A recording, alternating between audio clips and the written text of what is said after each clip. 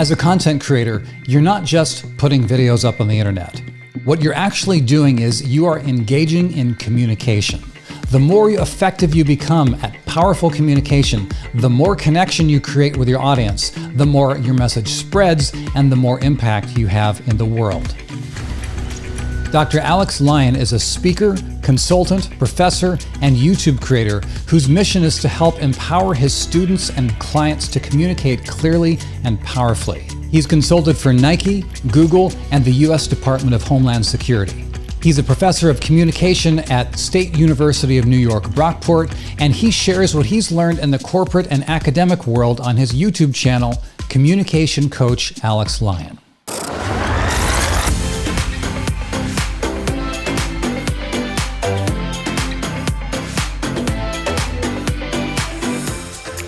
I got to tell you, I was doing some snooping around on you online, and I found out that you actually started out as a musician. I'm a lifelong musician. I started playing piano when I was 5 years old, and I studied composition in college and all the things. How did you get from music and you're ending up as a tenured professor teaching communication? How does that happen? Yeah, well, like you, I started in college I was a music major. I was doing vocals mostly. I was a singer. But in high school, before that, I was a singer in a band. I played guitar, played some bass, and was in bands with my brothers and some friends, and we had a great time.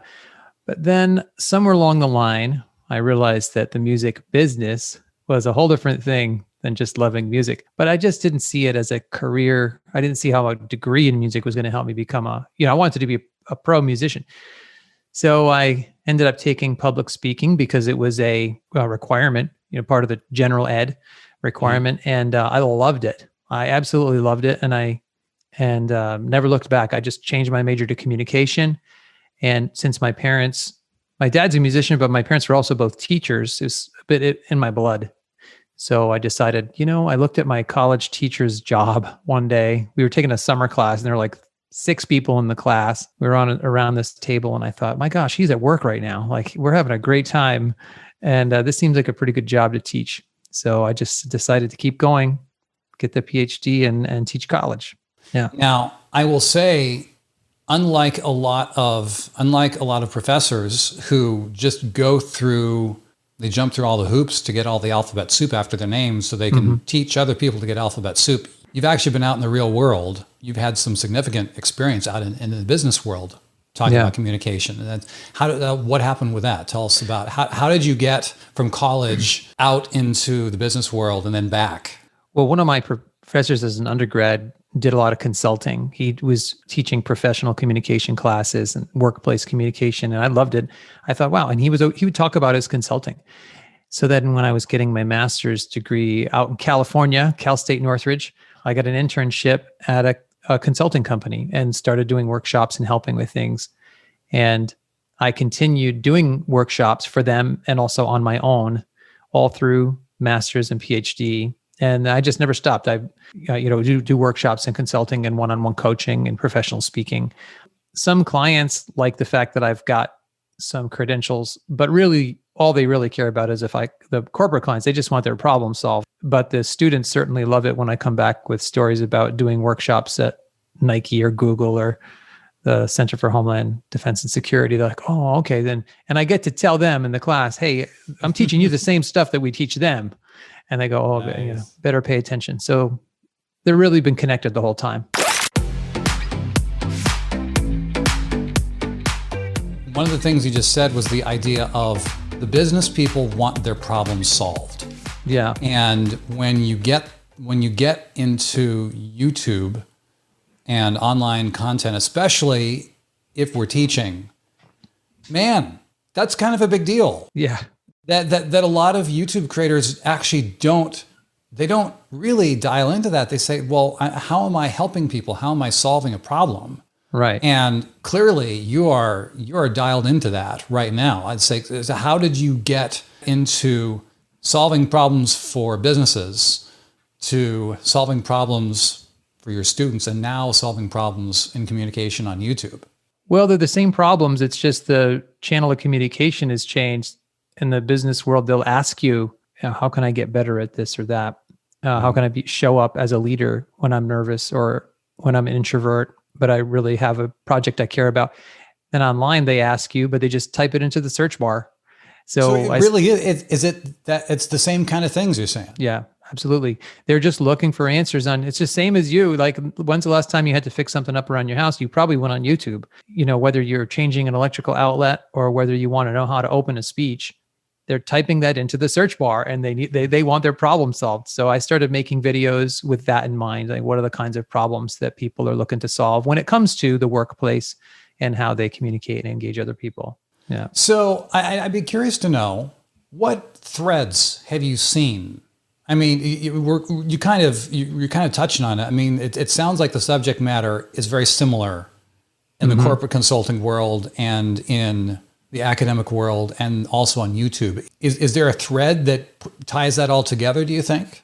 Well, there are a couple of threads. For me personally, it's all teaching. It's all one version of teaching or another.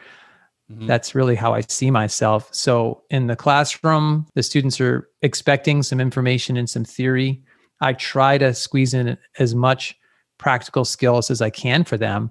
In the corporate world, they want to know that the research, but really like I mentioned, they just want to fix their problem as quickly as possible, especially when they're paying you by the hour. In a lot of cases, they just like, tell me what to fix and I'll do it.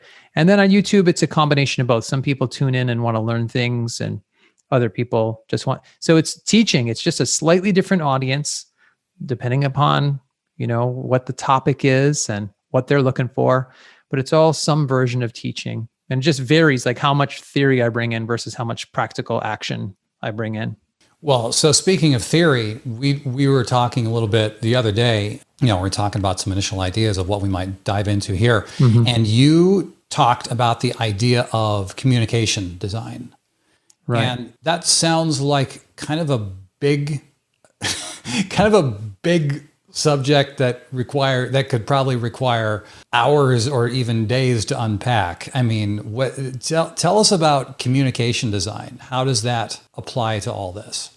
Well, just like everything else, communication, a good message has a design. So let's just take architecture for a minute. There are norms and rules about architecture. And if you break them, your building might not completely fall down, but it's not going to be a well-built building.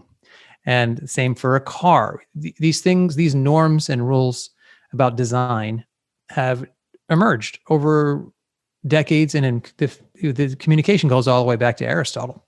He wrote a book about it called Rhetoric. And there are norms and there are rules about how to design a good message, whether it's an email. You've probably read horrible emails. They're breaking they're breaking written or unwritten rules about what a good email should look like. Same thing for meetings. We've all been to meetings that waste a ton of time and other meetings that are effective. The person who is leading or facilitating that meeting knows how a meeting should have a beginning, middle, and end, and what the flow of that should be. And it's the same for presentations. When you stand up and do a presentation, if you ever took a class in this, you have an intro, body, conclusion, a few main points. There are designs. And then when we get into topics that are specific, so let's say it's a how-to in a book, same as a speech, you're going to see, these are the 3 or 4 steps to replace your windows. If it's a persuasive speech, though, you don't use the 4 steps. Persuasion is a different animal, so to speak, and persuasive designs are going to be different. And the bottom line is you have to find a message design that fits your purpose, that fits the message you're trying to get across and fits your audience. So if you get the right presentation design, your message is much more likely to be effective. And if you don't, then it's going to be like one of those bad emails. People are like, why are we even here? Why am I watching this video or listening to this podcast? It's not going anywhere. So I really, or maybe like a YouTube video that just exists and says, hey, I'm here and I'm talking about stuff and I'm just, hey, it's another video, and you're sitting there as a member of the audience saying, for the love of all that's holy, get to the point. Get to the point. If there is one. If there is one, yeah. And I think back in the day, you could get away with it a little bit more because there weren't even channels, I guess, for a while, but you would watch a video and, you could hang in there. But now there's 100 videos for anything you want to look up. And boy, you better get to the point. You better know what you're talking about pretty quickly. We don't have time to sift through even a minute of wasted time on YouTube anymore, when there's another guy that just did a video that just gets right to it. So the presentation design, message design, that matters a lot for whether it's public speaking or going to a good meeting or a podcast or a YouTube video or a blog. One of the things that kind of blew my mind, I'm actually going to do a completely separate episode on this at some point, Mm-hmm. just the idea of it's all the same thing. Yeah. I had this moment. My wife and I were on our honeymoon, and we were standing on the stage. It was this outdoor amphitheater, literally in the shadow of the Parthenon. Oh, right. In the middle of Athens. Uh-huh. And I'm sitting there standing there on the stage, and I'm going, there were people who premiered plays on this stage thousands of years ago. And I just had this connection where the stuff that was happening on this stage where I was standing 2,000 years ago is the same stuff that we're doing, having this conversation right now. Right. And putting it out onto the internet and having it go all these different places. It's all communication. It's really fascinating when you think about it. And I'm sure that just like right now, back then, there were people watching a dress rehearsal saying that part's too long. They need to compress that. There were definitely people working on message design and better writing and story arc back then as well. For sure. So let's talk about how to apply this to online content creators then. Right. What are some of the first things that come to mind? I mean, we've already started talking about it a little bit, but how does this really apply, say, to YouTube or online video creators?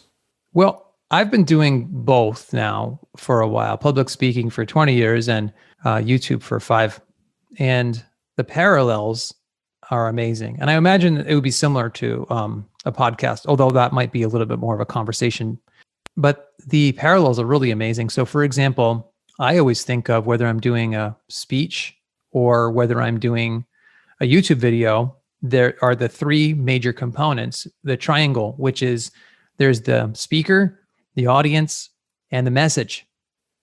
And a good video or a good podcast really understands those 3 components very well. So who is my audience? What are they looking for? What are they tuning in for? What are they trading their time for that I can offer? So you as the speaker, you might have an expertise, a particular skill.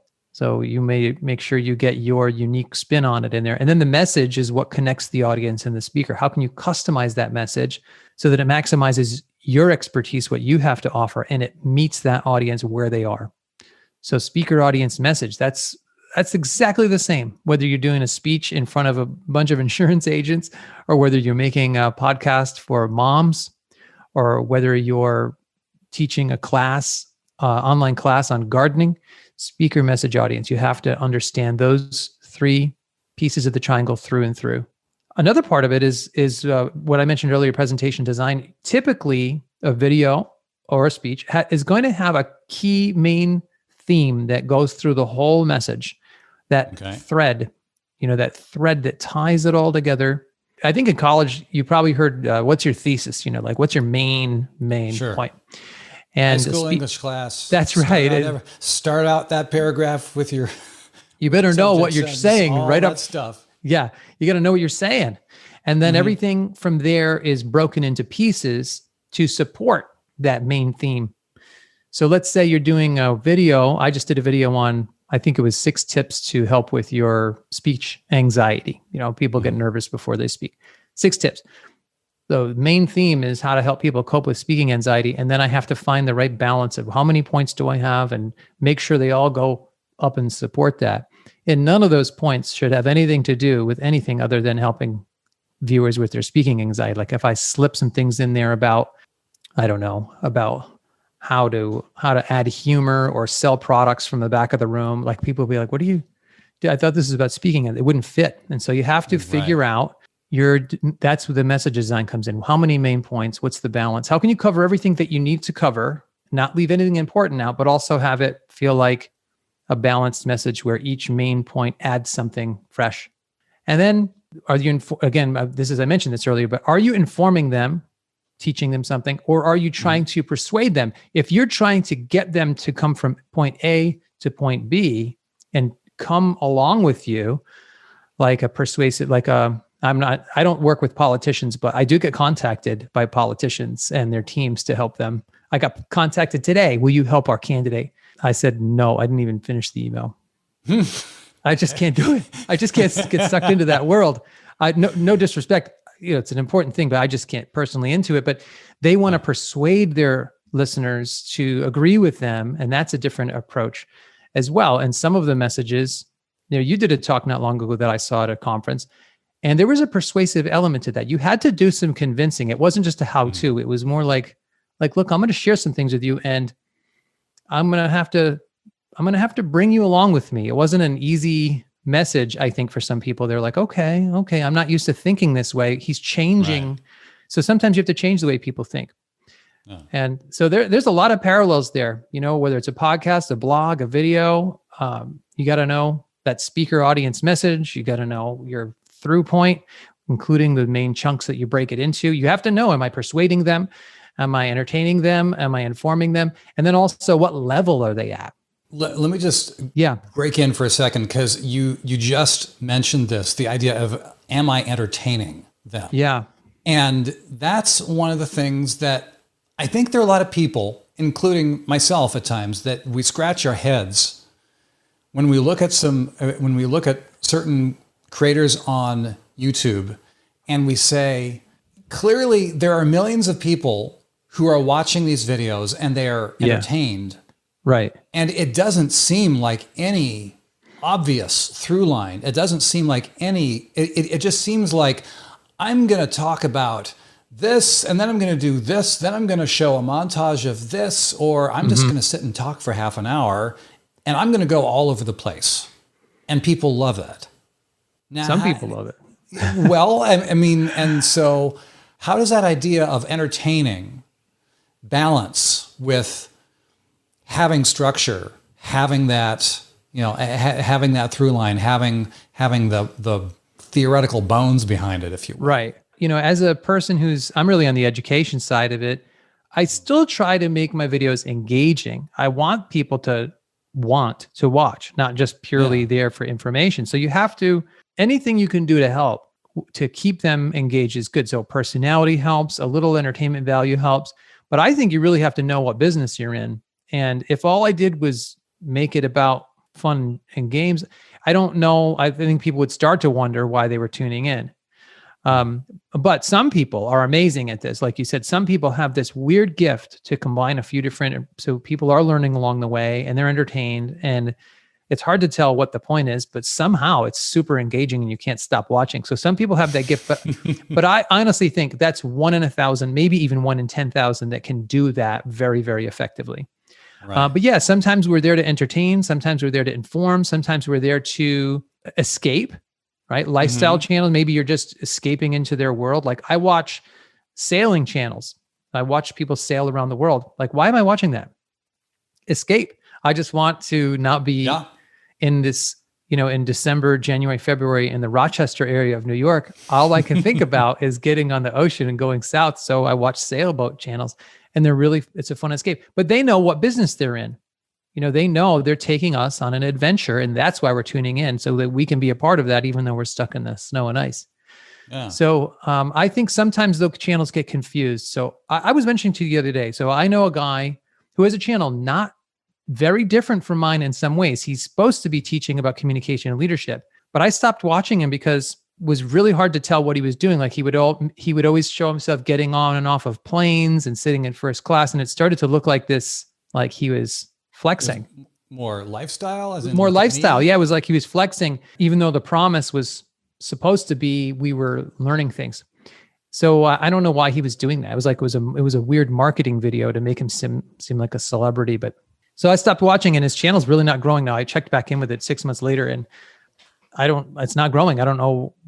And he stopped doing that. He thought it was about him and his celebrity status, and not the message that he was originally delivering. So it can get confusing. I always think, what business are you in? I reminded myself, I said, Alex, what business are you in? I'm in the education business. and you kind of are too, but in a different way. But some overall, people, definitely. right. Some people though are in the entertainment business, and when you cut a show, you're in the entertainment business. That's what you're doing when you're editing for these shows. Maybe it's lifestyle, but I think it's important to know what's your core, and then add some entertainment to that, add personality to it, and then it'll make it better. I really like that idea about knowing the core of what you do and then adding in elements and adding layers. I think one of those layers is something that you started to get into, is another layer of knowing what level your people are at. Right. Yeah. What do you think about that? Well, I think it's really important to know, are you talking to beginners, intermediate, or advanced for whatever your audience is? And for a long time, I could have just tagged on the word for beginners on every YouTube video I made, because that's who was typing things in the search bar.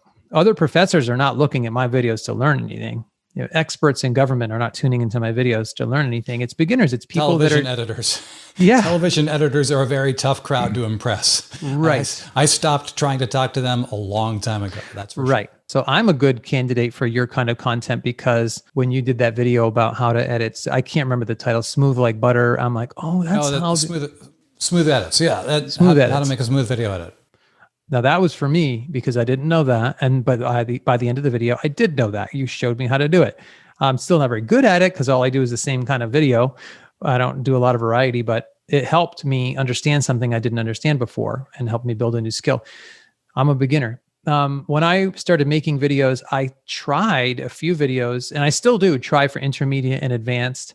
And I have found that for my crowd, they just don't watch those. Not on YouTube anyway. Like I made this 3-part series on vision statements, mission statements, and corporate values, which is the kind of thing that someone running a company would want to know about. And I thought the videos were great. I loved them. Yeah, but nobody watched them. It just wasn't, the crowd isn't on YouTube. You don't understand. These are amazing. Yeah, this is so important. But then a public speaking for beginners video has almost 1 million views versus a couple thousand for those other ones I mentioned. So, you got to know what level your audience is and then dial into that level. And it's hard. Now they're out there. Those experts are out there, but they may not be looking on YouTube. They might be going to a different source, maybe on LinkedIn or some kind of special website and community. So many of these things in the different worlds of communication overlap. And so problems or challenges or obstacles that people have in one area often cross into another. I'd be curious to know your thoughts on obstacles for online content creators. Since you have some very personal experience in this now, where a lot of people in the academic world just don't. Yeah.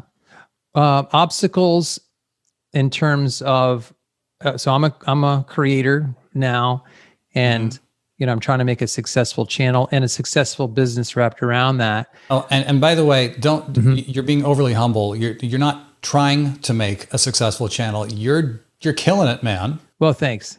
I'm having fun. And thank you. Well, you know how it is. For a long time though, it was a grind, and nobody was watching. Yeah. And so I think I still have a little bit of that underdog mindset. Yeah. But yeah, I appreciate the encouragement. One of the obstacles that I had was I knew nothing about cameras. I knew nothing about editing.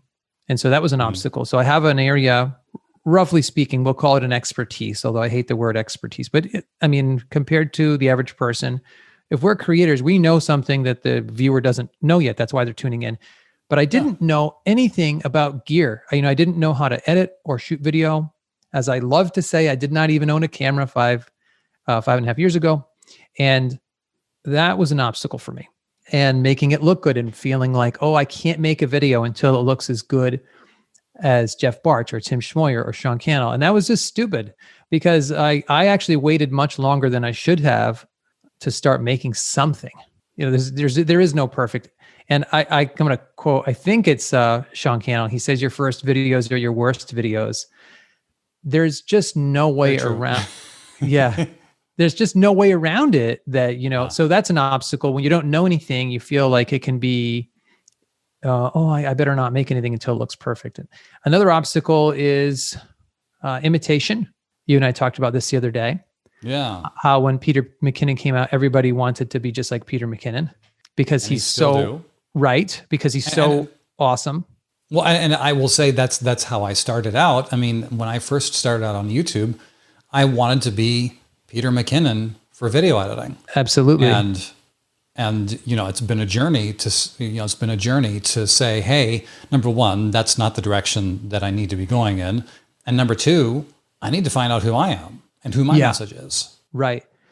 But that's an obstacle because honestly, I don't know anybody who's just jumped into the game and not been inspired by somebody to do that. So we look to our role models and we say, well, I don't know how to do it, so I'll just try to do it like they're doing it. And I think at the beginning, that's totally normal and expected. When I got into consulting, all I wanted to do was be like my mentor. His name's Alan Weiner. He's the one who took me on as an intern. For years, I just wanted to be just like him. And even my first videos are basically an imitation of him, in a way. So that's an obstacle that we have to overcome because you have to find your voice. You have to eventually, be inspired and get fired up by the people that you look up to. But you have to find your own voice, find your own lane, your own groove. And then one more obstacle that I had personally is once I started learning about gear, I felt like I was supposed to start reviewing gear, just like the channels who are teaching me. So I was like, oh, I know a lot about this mic now because I've been wrestling with this microphone, for weeks. I should make a video on it. But then literally my wife was like, yeah, but do your viewers tune in for gear reviews? I thought they tuned in for public speaking and communication skills. And I was like, yeah, but the affiliate income, I just started getting distracted. Shiny objects. Yeah, shiny objects. So that's an obstacle is that you have to remember where you're, what's your center of gravity and just stick to what you know best. So those are some obstacles. And there's lots of others, but those are the ones I've wrestled with personally. Anytime I've felt in my mind the idea of how hard could this be? Yeah. There's for people who are not that's called someone who's about to fall flat on their face. You're about to learn the head. Yeah, you're about to learn some life lessons when you say how hard could it be.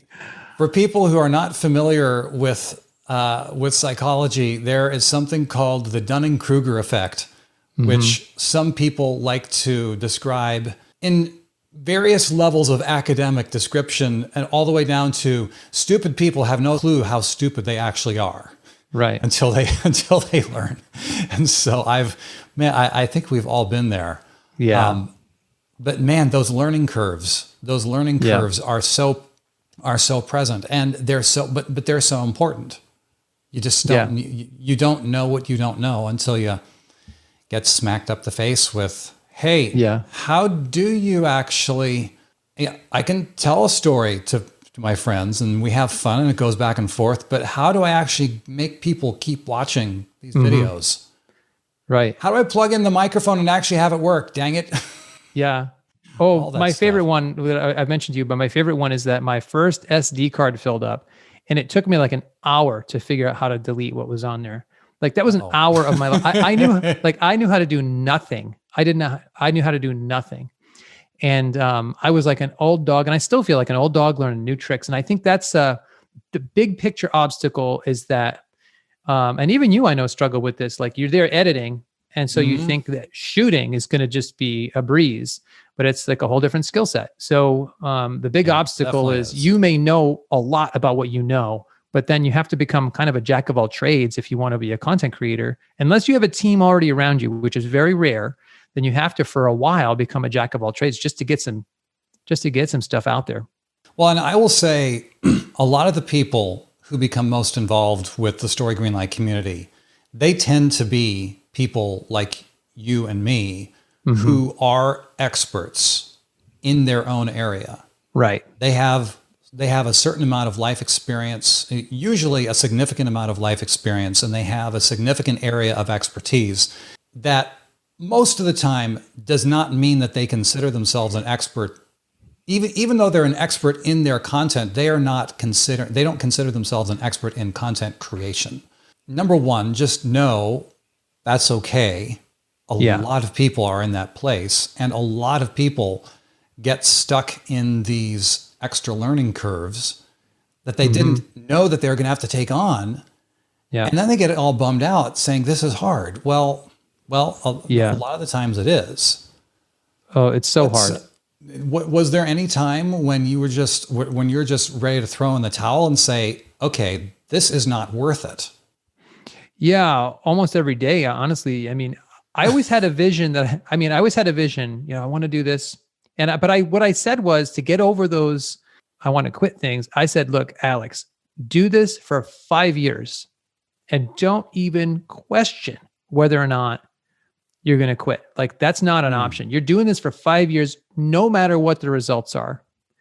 And I remember saying to my wife, like, you know what, if at the end of 5 years, I wind up with, let's say, 500 subscribers, which by the way is not bad. I mean, some channels, small community, but it means the world to them. Right. But, but I was looking at these huge channels, and I still said to my wife, I said, if at the end of 5 years, I have 500 subscribers, I said, that's okay. I am willing to accept that outcome. It still would have been worth it. And so I just took the idea of quitting off the table, because I knew I had something that I wanted to share, but the frustration of just running a channel, just figuring out how to use my camera, those things were very frustrating. And then you've done this too. A lot of people you record, and then you record all day, and then you realize that you didn't record the audio. Oh. And you're like, a whole day there is gone. That's happened to me. Or you. This is why you stop down periodically and you check your media. You get. I check it all the time now. Sure. Yeah, I check it all the time. I'm obsessive about it, because that happens to you a few times and your heart just breaks. Yeah. And you're like, it literally would have been better if I didn't get out of bed this morning, because at least I would have been rested and not heartbroken. But those things are going to happen. You just have to, because hey, it's all part of the learning curve. It's funny how I used to think, oh, everybody, they're so uptight about, but then when you lose a whole day's work, like, you start double checking things too. And you start getting not uptight, but like there's reasons why you have a checklist. I have a checklist. And you go, oh, okay, that's why everyone's like this. Their heart's been broken. Now they're trying to, they're trying to figure out a way to not lose their minds.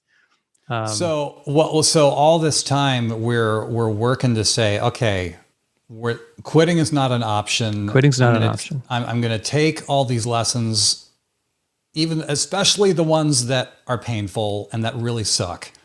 And so we have these things that aren't an option and things that we're avoiding. I'd be curious about, what are you moving towards? What are you moving towards with all this? Ooh, that's actually something. That's actually kind of a personal question. I'll answer it.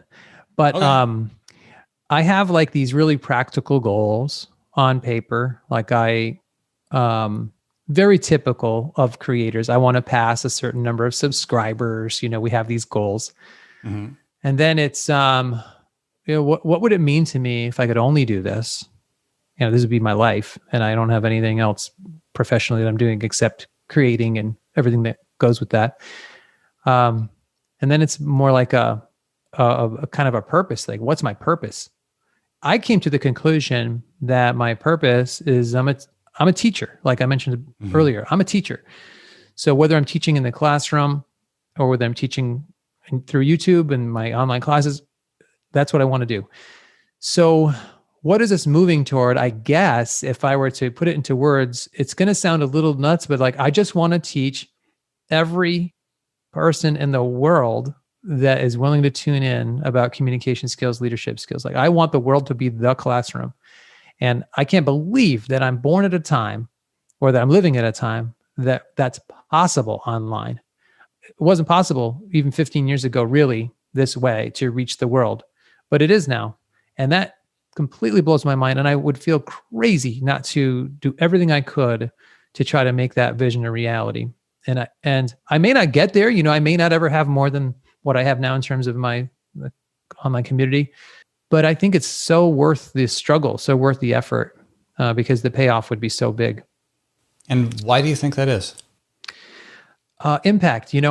This, again, a little bit philosophical, but there's so many awful things happening in the world all the time. And I want to put out as much help as I can, equip people for better relationships, better workplaces, better leadership, better organizational cultures. So if I can help, it's like the ripple effect. If I can help people advance in that way, then I feel like I'm leaving the world a better place than how I found it, at least in my area of influence, my sphere of influence. Mm-hmm. I think that if I just think about making money, or if I just think about some ego subscriber count, I don't even care. I really don't. It's more that I'm thinking about impact and how many people I can reach and how many people I can teach. And that is both like very challenging and almost awe-inspiring. Like, holy smoke, who do I think? It's humbling. Like, who do I think I am that I can do that? But who are you not to be? Yeah, like, why not? Why am I mentally holding myself back, saying that I'm not capable of that, or it's not meant for me? Like, I'm just going to go for it. And then if I fall short, it's really cheesy, but something like, you aim for the stars, you might miss, but you hit the moon. It's super cheesy and corny, but I think we're going to get so much further if we have big goals and big dreams and try like heck to get there than if we just say, well, I guess I'll just, grind it out in this little cubicle for the rest of my life with no windows. And I was at a job like that for a while. For a very short time, I got fired. And I was like, I'm not doing this. I am not going to be under someone else's thumb for the rest of my life.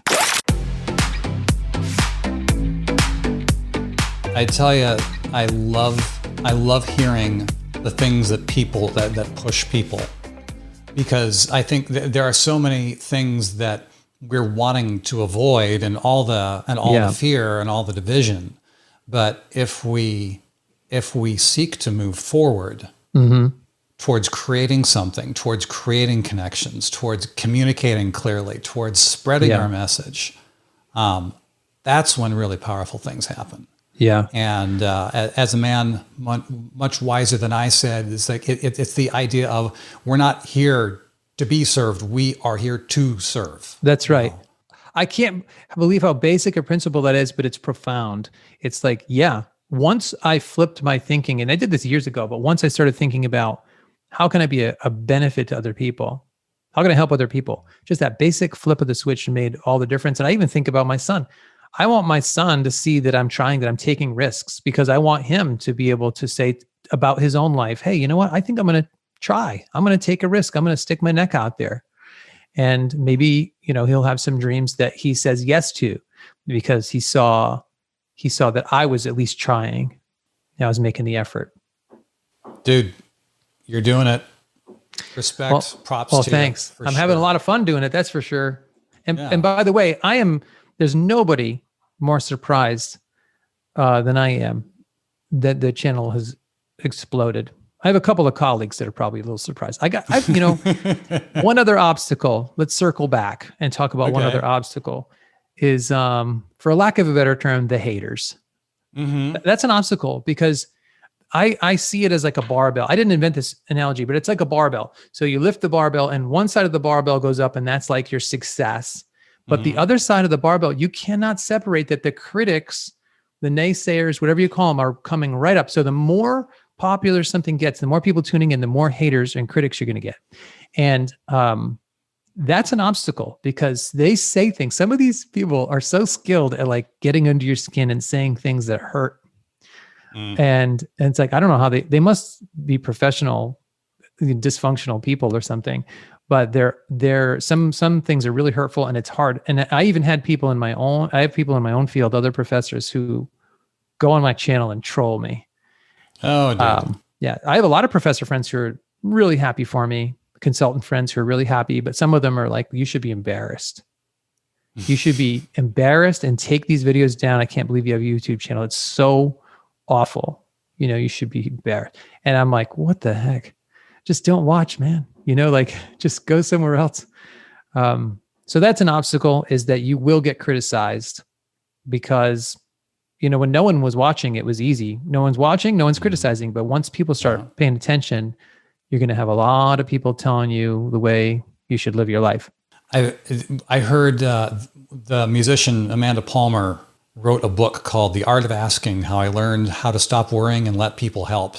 And in there, she says some amazing things about creativity and about putting your art out into the world. And she says something to the effect, and I think it was in this book, it might have been outside, but the general idea is for every bridge you build to a new audience, there's a new group of trolls that camp out under it. Oh, that's a great analogy. Great metaphor. It's so true. It's just, dang. It's so true. A group of trolls under the bridge. See, that's genius. She has all sorts of stuff like that. It's exactly how it feels. It's exactly how it feels. And again, she is, I'm not sure if you're familiar with Amanda Palmer, but I mean, she's literally a rock star. She is a musician. She's a writer, and she has a huge focus on building community. And it's all about her connecting with her crowd and some of the amazing things that have happened because of that. That's Dude, awesome. It is so cool to hang out with you. Any last thoughts before we wrap up? Well, I think just a word of encouragement, consistency, and commit to something and don't look back, learn along the way. It's all really just the fundamentals. I have found that the biggest obstacle to all of this is me. If I can just get out of my own way and move forward. Okay, this sounds like kind of a big deal. Just tell me about that. The self-talk, I don't have, this isn't even worth saying, or I don't know what I'm doing, or who do I think I am? And I think that most of the things that have held me back are in my head. Even how I think of the critics. I spend way more time thinking about the critics than I actually do reading critical comments. So I think that I just need to get out of my own way, move forward, and this is for anybody. Keep doing your thing, and don't self-select. Don't say tomorrow. I'll just do it tomorrow. Yeah, I'll just do it next week. I'll just skip a month. I'll just skip a year. Just stick to it. And I think that the time flies by. It's 5.5 years later for my channel, 5.5 years, and it feels like a snap of a finger. So the time goes by very fast. Got to stay in the game. Get the reps in. Get those reps in. Awesome. If people want to connect with you, where should they go? My YouTube channel, Communication Coach Alex Lyon. That's the best way to get to know me, is just start watching a video or two and then see what I'm doing over there. And I still read almost every single comment. And if it's a nice one, I reply. I ignore the mean ones. Fair enough. But my YouTube channel is a good place. I know you said that you have a free download that you have available for folks. What is it, and where could they find that? They can find it. It's linked at the bottom in the description section of every single YouTube video. I think that's up there. It's 5 essential professional communication skills that everybody should have. It's a free PDF download, and there's a free class you can take that goes along with that too. Dude, so great hanging out with you. Thanks for being here today. Oh, this has all been a good excuse to just have a conversation with you, Jeff. I appreciate the time. It's been a lot of fun. That's my conversation today with Dr. Alex Lyon. Make sure you check out the show notes on this episode for all the resources that we've talked about. And if you want to apply the ideas that we talk about here to your own content, then that's what we do in the Green Room. It's our private community here at Story Greenlight, where we help creators like you level up your content, level up yourself, and unlock a new level of impact in your content creation. You can check out the Green Room for a full month for free at the link in the description below.